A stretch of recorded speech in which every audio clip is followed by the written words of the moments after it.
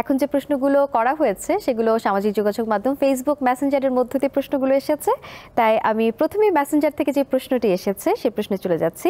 সোনারগাঁ হতে রহিম মিয়া জানতে চেয়েছেন তার কয়েকটি আম গাছ আছে, এখন একটি গাছ থেকে আটা পড়ছে, জোরে পড়ছে, এবং এখন তার করণীয় কি আমের সেক্ষেত্রে? ধন্যবাদ।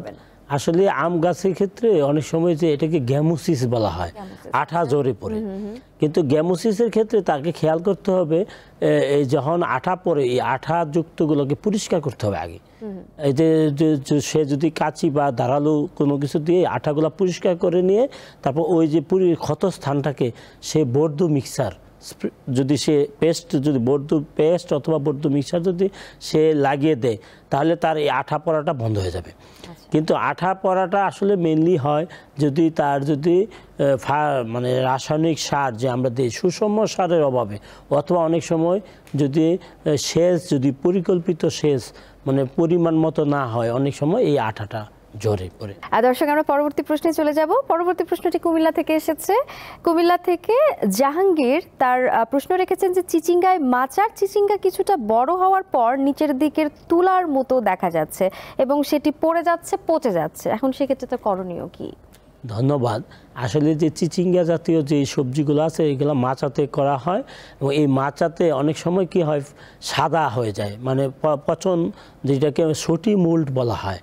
ওটা কি হচ্ছে গোড়ার দিকে দেখা যাচ্ছে চিচিঙ্গার শেষের দিকে প্রথমে সাদা হয়, তারপর আস্তে আস্তে চিচিঙ্গাটা পচে যায়। কিন্তু এইটা আসলে মেইনলি হয় একটা ছত্রাকজনিত কারণে হয়। যদি তার চিচিঙ্গা বাগানটা যদি পরিষ্কার না থাকে, অনেক সময় দেখা যায় কি চিচিঙ্গা বাগানে প্রচুর পাতা হয়ে গেছে, কারণ আমাদের অনেকে কি করি আমরা যে জমিতে ইউরিয়া সার বেশি দেওয়ার চেষ্টা করি, কারণ ইউরিয়া সার বেশি দিয়ে তার গ্রোথ বেশি হয়, তার পাতা বেশি হয়ে যায়। তখন কি হয় তাদের যে পাতা বেশি হয়ে গেলে এখন দেখা যাচ্ছে যে এখানে ফাঙ্গাল ইনফেকশন হয়, কারণ একটা পাতার উপর একটা পাতা লেগে থাকে, তার মানে পর্যাপ্ত যে তার এরেশন এটা কম হয়ে যায়। তাই আমি তাকে পরামর্শ দেবো, তাকে প্রথমে যদি তার অতিরিক্ত পাতা থাকে কিছু পাতা ছাঁটাই করে দিতে হবে, যাতে যেন বাগানটা যেন পরিষ্কার পরিচ্ছন্ন হয়। মরা পাতা, মরা ডালা এগুলা ছাঁটাই করে সুন্দর করে দিতে হবে। আর এই যেই অংশ, যেই চিচিঙ্গাটা পচে গেছে এটা মানে সংগ্রহ করে এটা নষ্ট করে ফেলতে হবে, মাটিতে পুঁতে ফেলতে হবে। সংক্রমণ থেকেই হয় যে এক চিচিঙ্গাতে ধরলে আরেক? হ্যাঁ, এটা কিন্তু এটা যেহেতু ফাঙ্গাল ইনফেকশন, একটা থেকে আরেকটার সংক্রমণ বাড়বে, তাই ওইটাকে আগে উঠিয়ে ফেলতে হবে।